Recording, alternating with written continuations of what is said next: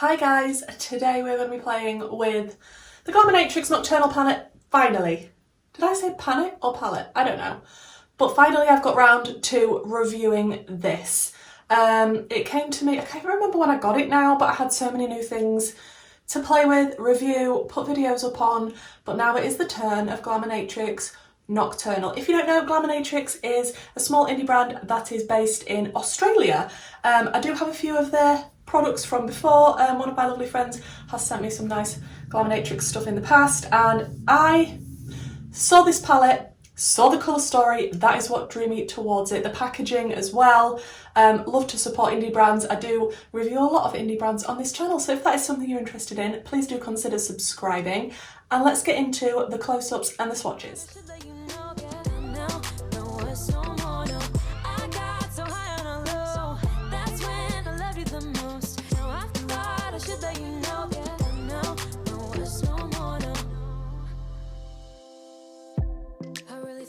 Covered, was gonna patch up all the scars, but we smashed up all the parts.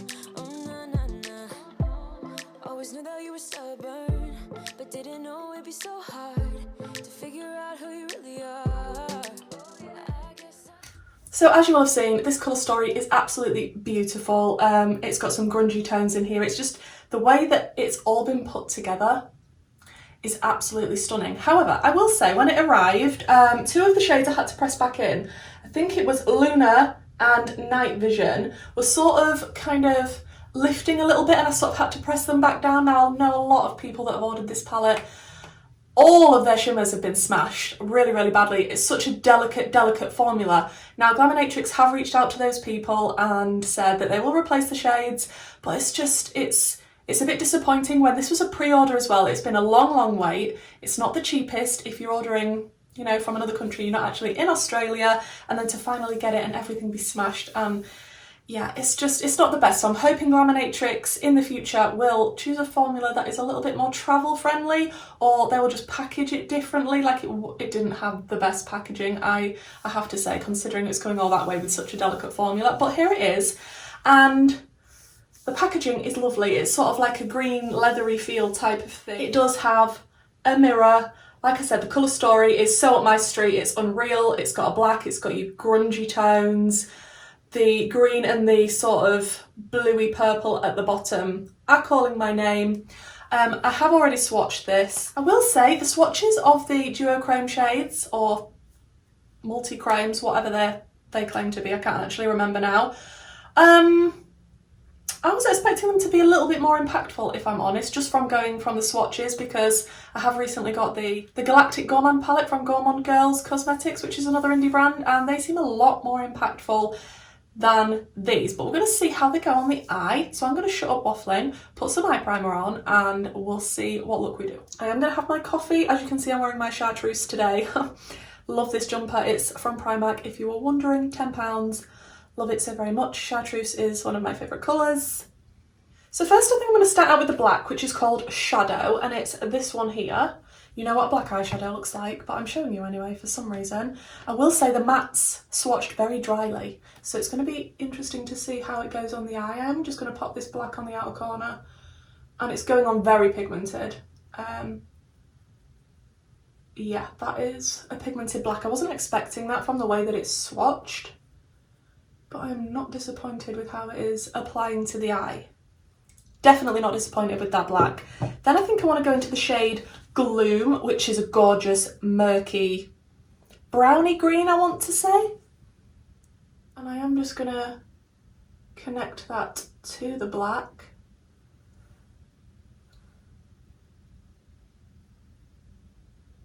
But yeah, these mattes are on the drier feeling side. I mean, I always use a tacky base anyway. I never set it. And there is a little bit of kick up in the pan with these shades. Then I think I want to go into the shade called Murky, which is a gorgeous bright green. And just plop that around the top of the last shade to sort of brighten up the outer corner a bit. Again, a little bit dry feeling, but the pigment is there and it is blending. And so far, I'm liking how the shades have gone down. And I am just going to go back through the other shades and blend again. I never seem to just do it once and then leave it. It always seems to be a much better blend going back in with the previous shades. Then I think I want to go in with the shade Obscurity, which I can't not go in with because look at it. Absolutely stunning. And again, feeling a little bit dry, but the pigment is there. I'm just connecting that to what is already there. I mean, you could keep this totally grungy and deep and nice with those greens and keep it like a really murky look, but I want to try as many shades as possible. It's been a long wait for this palette, and like I say, the colour story is literally insane. It is exactly what I love in a colour story. Then I want to go into Nightfall, which is more of a turquoisey. It's very difficult to describe this blue. Turquoisey sort of thing. And just blend out, just tickle very lightly over the edges to blend out that last blue. Okay, you're going to have to trust me with the next bit, and I'm going to have to trust myself. I want to go in with Witching Hour, which is sort of a deep plummy purple here. And I am just going to pop that all over the rest of the lid. And I'm not going to keep this an all matte look, but with these being duochromes in here, I just find that sometimes it changes it up a little bit if you put it on top of something, another shade underneath, and it can look very dramatic and pretty. So, and it also gives me a chance to use this shade also.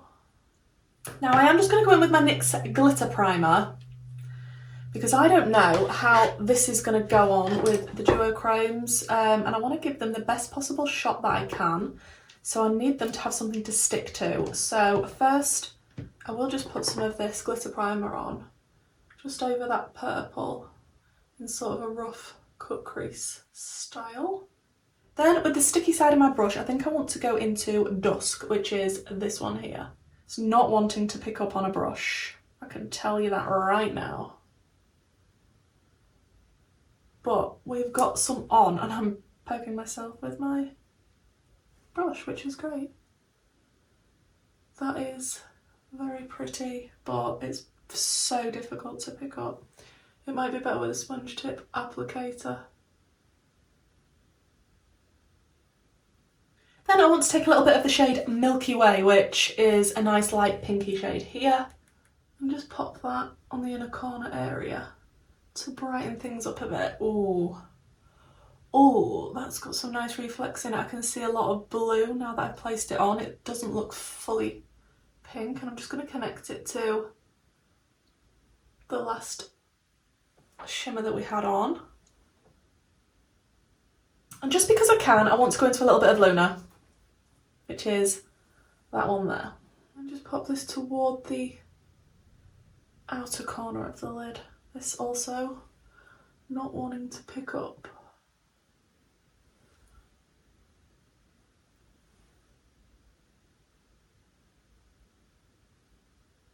I'm just going to dip back into Shadow, which was the black, and just tap over the edges to blend in these shimmers nicely. Then for the lower lash line, I'm going to go back into Obscurity, which was the bluey shade. Just smoke out that lower lash line a little bit. Okay, let me jump off, finish the rest of my makeup. I'll show you the finished look and tell you my thoughts on the palette. So guys, this is the finished look, and I have to say I'm a little bit obsessed with how it turned out. Considering the amount of colours that I used to put all this together, I think it works. I think it just displays the majority of the colours in the palette, to be honest, and that's probably why I like it, because like I say, this colour story is so delicious. The lip that I went in with, I haven't even put the lid on properly. Let me just, there we go. So the lip liner I used was the Barry M lip liner in Russet, and then I went in with, is it a Boney? Is that how you say it? A Boney liquid lipstick in Frenchie. What a delicious colour. It looks like baby poo. It's amazing. And in my waterline, I did go in with the Makeup Obsession times Tiffany pencil in Canary, because it's sort of like a chartreusey, yellowy, greeny. I just thought it'd tie in nicely with what was above. And overall, I think this has come together really nicely. I even quite like it with my top, to be honest. Yeah, I really like this look. The duochromes do look spectacular on the lid, I have to say. They were a pain to get on, but now that they are on, I don't think you'll see the shifts, to be honest, but I can see them, and the way that the light catches them, it does look beautiful. You're just gonna have to take my word for it. You can never get a good representation on camera of the shifts of a duochrome or multichrome. So let's talk about the palette. I do believe you can order this palette as we speak. The last thing I heard was it was going to be back in stock to order, and they say they are changing the way that they're shipping everything so that things won't arrive broken. So fingers crossed, if you do order it, it won't happen to you. I do think the packaging is absolutely stunning. I love the colour of green that they've picked and the way that it feels like leather. I like palettes that are sort of like this, like, you know what I mean, like long and thin, like a rectangle, Kerry, a rectangle. Yes, I like rectangular palettes that haven't got too many shadows and a very curated colour story, and I feel like this one has. It's exactly what I wanted in a palette. The colour story is, look at it, just look at it. You can go in so many different directions. You can stick it all on your eyeballs like I did. The shimmers are ridiculously difficult to pick up. However, I feel like putting them on top of the NYX glitter primer, that really helped them stick on and become as opaque and delicious as they look on the lid now. The Milky Way shade, this bottom one here, that definitely is more of a topper shade rather than a full opaque shade. It does have more of a transparent base, but I mean, absolutely stunning. Let me just stick my fingers in them in the hope that you might actually see a bit more of the shift, because even my swatches from earlier, I don't know if you would necessarily. I don't know how well that is picking up or what you'll be able to see, but they are beautiful. I just think they're so delicate, and that's the issue, to be honest. Really glad that they listened to their feedback and everybody that reviewed the palette that got PR, and that they changed the formula of the duochromes. Like, that is really good for a brand to listen straight away and act on it. That's fantastic, so that it gives the customers a much better experience overall, rather than just thinking, well, it's tough now, I'm not going to change anything about it. So I do appreciate that they did that. I like this palette. I think it was a little bit overhyped in the beginning though. When everyone saw the colour story and everyone went mad, including me, actually seeing it in person, like I say, the mattes are a little bit drier than what I'm used to, but still pigmented, still blendable. The duochromes aren't as shifty and spectacular as some that I've tried recently from other indie brands, but still real good quality. Is difficult to get them on a brush. Maybe a sponge tip applicator would be better, but definitely the NYX glitter glue really helped them stick and look opaque. I have to say, overall, I'd probably give this like an 8 out of 10. Like, it's not bad and I'm not disappointed, but I'm not like thoroughly blown away. It's not groundbreaking. So I do think if you was considering picking this palette up, I would recommend it. I think it is a nice palette. I definitely think it's worth the money. I love indie brands. If this is your thing and this is what you're into and you like something a little bit special, not just something that's easy and cheap to pick up in the drugstore, then I definitely would recommend this, and I think that you would enjoy it. I like the fact that it's got more mattes than shimmers and that it goes from light to dark. It's got depth in there. I have to have a black in a palette, and that is amazing. Can deepen up any look. You can sort of stick to the grungier tones. If I'd have just stuck to what I was starting with today in the outer corner, I could have kept it really grungy. Or of course you can just use sort of more of the lighter shades like these two down here, and Fog is a slightly lighter one as well. I just think you can go in so many different directions. It is a versatile palette and I really like it. Please let me know what you think to this look, guys, in the comments down below. Have you tried Glaminatrix before, and is this palette something that you have been interested in or had your eye on? Or have you ordered it, and if you did order it, did it arrive okay? Thank you so much for joining me for this video, guys. I've got a lot more videos planned, a lot more reviews, a lot more makeup coming my way. So if that is the sort of content that you enjoy, please do consider subscribing. And hopefully, guys, I'll see you in the next one. Bye!